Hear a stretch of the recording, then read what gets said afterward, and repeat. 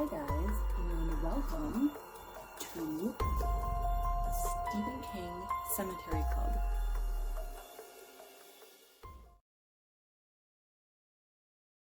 We left off with Judd arriving at Lewis's house. It's the night of Gage's visitation, and it's the night before Gage's funeral. So all the crazy stuff had happened at the visitation with Rachel's father, and Rachel and Ellie are asleep upstairs. Lewis has been drinking quite a bit, and Judd has stopped over to give him some friendly advice. Quote, "You know I am here," Judd said. "You're thinking about things that are not to be thought of, Lewis. Worse still, I fear you're considering them." Page 258. And Judd has been kind of checking up on Lewis. He found out that Lewis did not order a standard, cement-filled gravesite, what they call a sealing vault, sealing S-E-A-L, and Lewis instead ordered a grave liner, which is much easier to dismantle and take a body out of. So Judd was aware of this, and given that Lewis has a history of he was an apprentice to his uncle Carl, who was a funeral director, so he had some, practical experience with the death industry, and he definitely should know the difference between the two. And Judd knows that, and he's very suspicious of the fact that Lewis went with the liner instead of the vault. One of the best parts of this book, for me, is the story of Timmy Baterman. And I actually think it would make a great movie, a standalone movie, the story of Timmy Baterman. And I think there could actually be some very interesting prequels to the Pet Sematary story. Timmy Baterman was 17 years old when he went off to fight in World War II. His father was his only family. About 10 years prior, Bill lost his wife and their second child as she was giving birth. So instantly he was widowed, only has one son, and, that made Timmy his world. So Timmy goes off to fight. He dies in Italy and is shipped back to Maine. While Bill is just so utterly destroyed, and he is visibly upset, but then all of a sudden he's not upset anymore. It's like an idea has dawned on him, and now he is okay with it. He's made peace with it, which is very suspect. Obviously, he knew about the burial ground, and people are starting to question why he is not upset anymore. And even the guy who delivered the body off of the train that he was on remarked at how odd it was that the father was not even upset. He just kind of matter-of-factly took the body and drove it away.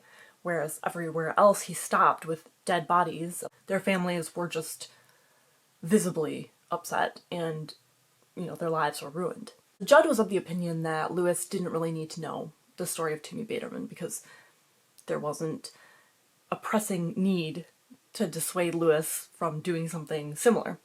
And he said that, it's the only person that he knows of who was buried up there.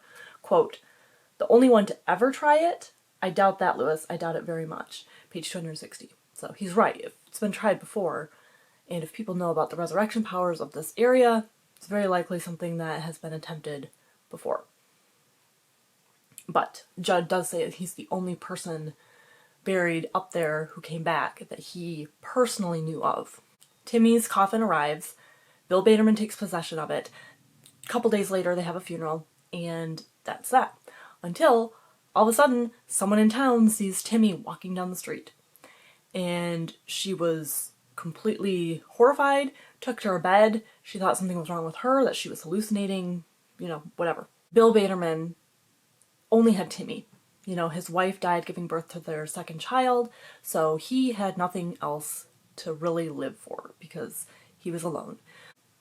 Judd keeps hammering that home, kind of trying to tell Lewis, hey, you've got a wife and another child to think about. Maybe you should just let Gage be dead, And Lewis is taking all this in, and, he's kind of denying that he was thinking about burying Gage, because why would he admit that to Judd? So people other than this woman start seeing Timmy walking in this like 1 mile radius. So he would walk down the road, circle back, walk down the other way, back and forth, kind of pacing. And it became an issue because Timmy Baterman is dead in the eyes of everyone, including the law. So people started writing anonymous letters to the government saying, hey, if this guy is dead, why is he walking around? Why is he not really dead? So then the government got involved and they're like, well, we're going to have to head down there and figure out what's going on because they have to know if someone else is buried in his place.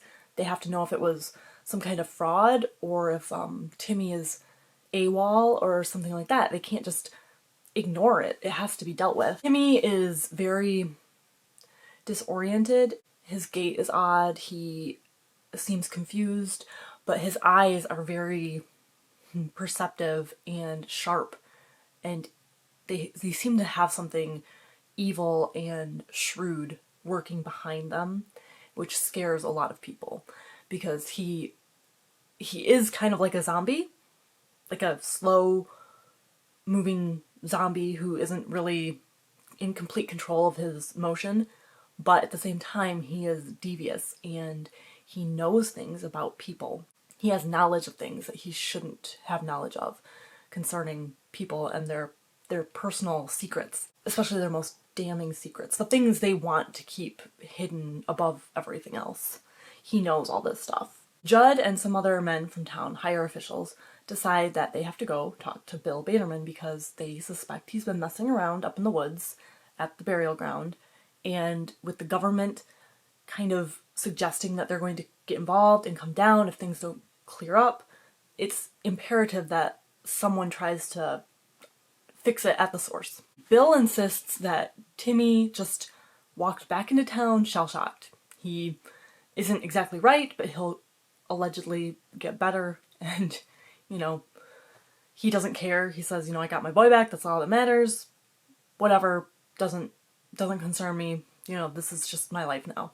And Bill is showing signs of being, like, slowly going crazy. He's going mad. He kind of like when someone is sleep deprived and whatnot. And living with someone like Timmy Baterman for a while is probably going to do that to you. He knows too much. He's really creepy. His smile doesn't reach his eyes. It's very psychotic. He is... You don't want to be living with someone like that. So Timmy kind of scares these men off because he starts telling them certain things about embezzlement, about cheating on their wives, and stuff like that. Things that the men knew to be true about themselves, and things that Timmy couldn't have known about. So it terrifies them, they leave. 2 days later, there's a murder-suicide at the Baterman house. Bill Baterman shoots Timmy, lights a fire, burns the house, and sometime during that, he kills himself. So once the medical examiner inspects bodies, he says that Timmy looks like he's been dead for weeks. And, Judd tells this horrifying story, and Lewis even had said something about, you don't need to tell me in as much detail, and Judd says, yes, I do, because I can't even tell you how scary this was and how evil this thing was that came back. Because nothing that I put into words can make you feel the fear that I felt dealing with this situation. This power that comes from deep in the woods there, I think it actually made this chain of events spark off. Quote, I am saying the place might have made Gage die because I introduced you to the power of the place. I am saying I may have murdered your son with good intentions, Lewis. Page 275. It's possible that Gage's death was the result of Judd showing Lewis the pet cemetery. They brought church back. The power enjoyed getting used, enjoyed the whole appetizer that it received, and so then it decided to do something else that would make Lewis use it again, and possibly things were set into motion that made Gage die. Then we have this misdirection chapter, which always startles me when it begins because I start thinking, oh yeah, I didn't even remember this. And it basically is a dream that Lewis is having where he intervened, Gage didn't die, none of the stuff from the beginning of part 2 up until this point has happened. And it goes on for so long, you're thinking, well, maybe Gage didn't die the first time you're reading it. And I do like that little misdirection. So Lewis has decided he's going to go through with this. He's going to resurrect Gage by burying him up beyond the pet cemetery. And his first plan of action is to get rid of Rachel and Ellie by sending them back to Chicago with the in-laws. And that will get them out of his hair. He'll be able to bury Gage, assuming he can dig him up from the cemetery that he's buried in. He will assess Gage's condition once he comes back. And he says he can be objective and kill Gage if he comes back wrong or insane. So he takes him to the airport.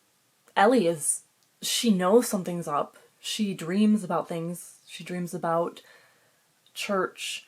She dreams about Lewis. She has a dream where he's dead. Rachel is very upset, and she calls Lewis from Chicago saying, quote, "It seemed to me to have a quality of prophecy." Page 300. Ellie dreams of Gage's coffin being empty and his crib full of dirt. She does seem to have some psychic ability, and I really would be interested in a follow-up story, like what happens to Ellie after all of this, because I find that to be very fascinating as well. Quote, "I dreamed I was in the pet cemetery. Pax Cow took me to the pet cemetery and said Daddy was going to go there and something terrible was going to happen." Page 314. And Rachel has this nagging feeling that she should know what Pax Cow means. The name fills Rachel with dread, and she doesn't know why, but she knows that there's something that she should know. And she kind of mulls it over, and all of a sudden the dime drops, and she knows that it was Pax Cow. She calls Lewis, gets no answer. She calls Judd, and Judd, is very interested in what Ellie dreamed about. He tells Rachel, I'll handle this. He wants to know all the information, and he sits up and he waits for Lewis, who is going to try to bury Gage. So he waits for Lewis so he can talk him out of it, and he can feel the power emanating from beyond the pet cemetery, and he knows that it's trying to get him to stay out of it. It's trying to get him to stop meddling. Quote, "There were other ways up to the pet cemetery and the place beyond, but Lewis didn't know them. If he intended to do it, he would begin from his own dooryard." Page 322. Doesn't really make sense for Judd to try and find Lewis at the cemetery digging up Gage, because he could miss him. Any number of things, plus plot device stuff, things need to happen this way for a reason, but I do think a lot could be averted if Judd was able to catch Lewis before he did the grave digging and talk him out of it from that point. But anyway, Lewis has checked into a hotel near the cemetery. He is not going back to his house until he's actually going to bring Gage with him, and he is thinking about how he's going to do this. He's waiting until dark, and he feels driven. He feels the power working within him, and even if he wanted to stop, he doesn't think he can at this point, because something else is controlling him. Something bigger than himself is making him go through with this. Have a spooky day.